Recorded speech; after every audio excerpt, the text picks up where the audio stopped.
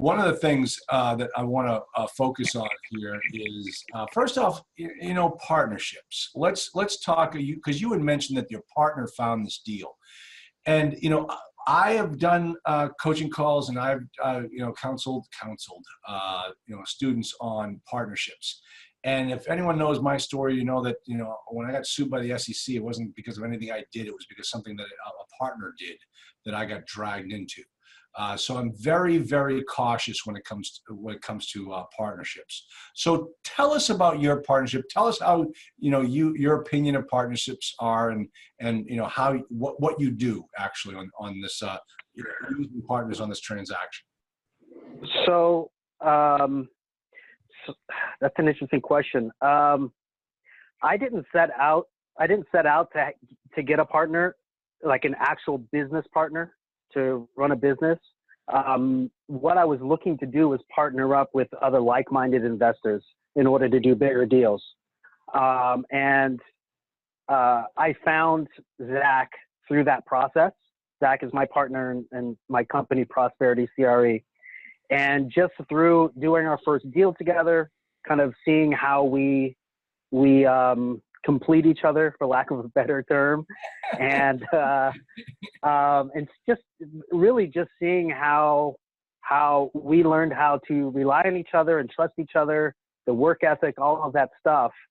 I think it just kind of unfolded in a way that I didn't think, and I haven't seen in other partnerships. That being said, I have other partnerships, like Raj is a partner in our deal, right, and I trust him. And Jeff is a partner in deals, but in terms of growing the business and building out a business, I can say having a business partner like Zach and where we're going with that, he's my main business partner basically. Okay. And so what agreement do you guys have? So we have a 50-50 agreement. We have a management company that basically manages all of our deals, and the agreement is spelled out in the operating agreement of that LLC that we created.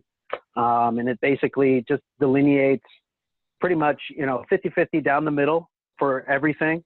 But it also kind of goes into, dissolving it, how we deal with credit, how we deal with, money, how we deal with the bank accounts, all that stuff.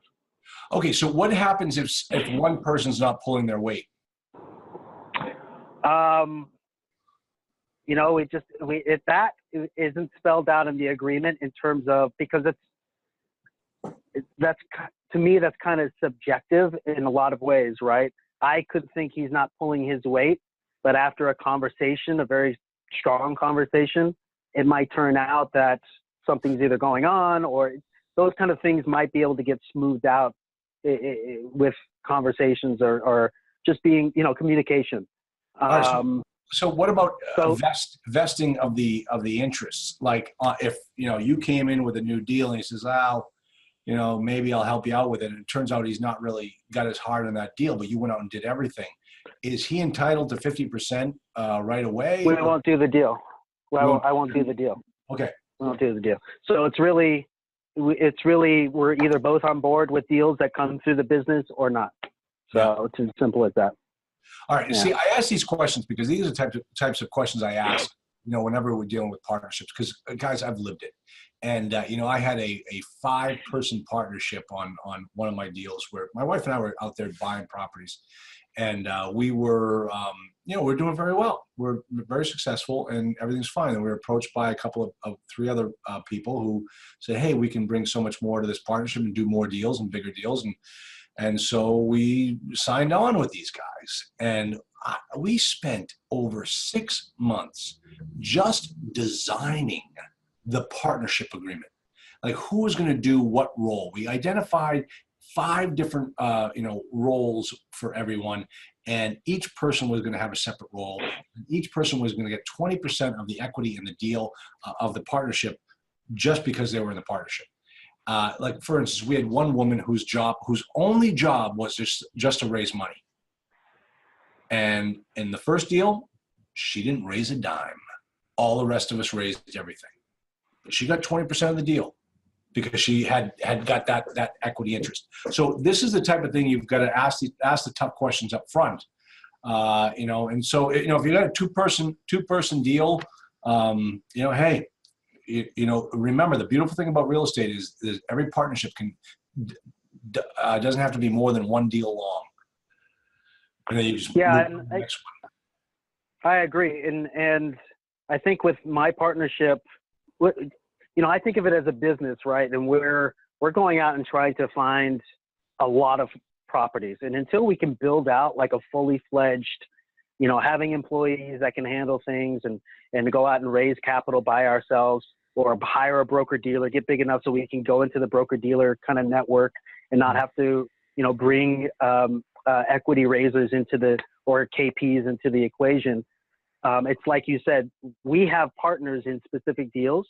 So, and to be fair, I worked with Jeff and his, in Synergetic, and I was never a full partner, but he treats me like a partner in a lot of ways. But I don't have access to the books.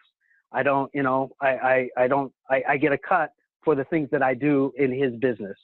And so that's one of the reasons also that I'm a little ambitious. I wanted my own stuff too, so I went out and started out to create my own business.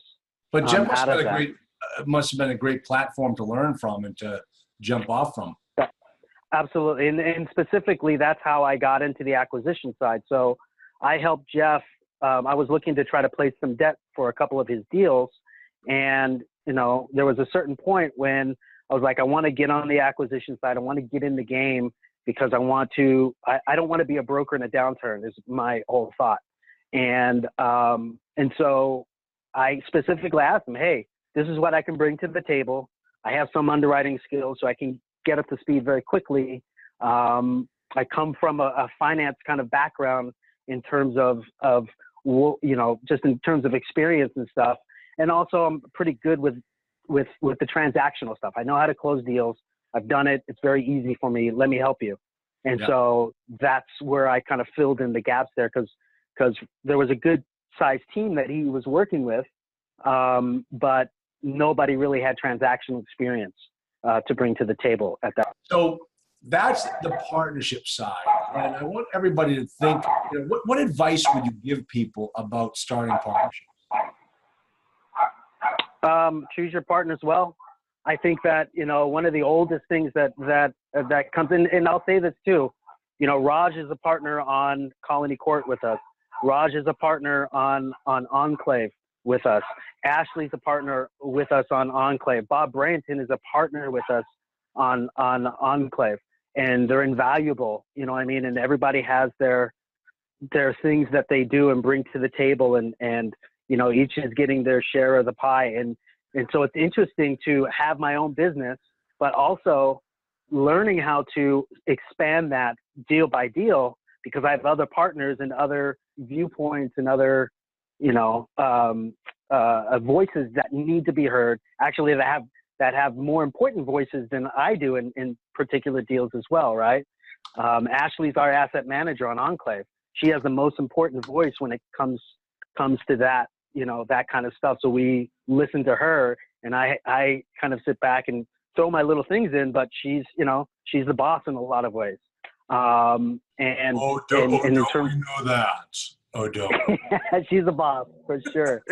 So it's interesting. So but I go back to that thing of really, honestly, it sounds so stupid, but if you were, being able to leave your wallet on the table, do you just, from a very simple thing, would you trust this person, and their judgment, just very simply with your wallet, and metaphorically as well, right? Are they making good kind of judgment calls? And so that's the reason why I decided to move forward with my partner, right? Because there was a lot of that. He's just a very smart guy, and he complements, me being a knucklehead. So, I got to tell you, the way you just described that, and as a matter of fact, most of the partners that you just mentioned have contacted me and have asked me what exactly does Mark Rios really bring to the partnership, and they don't know either. But you dirty dog.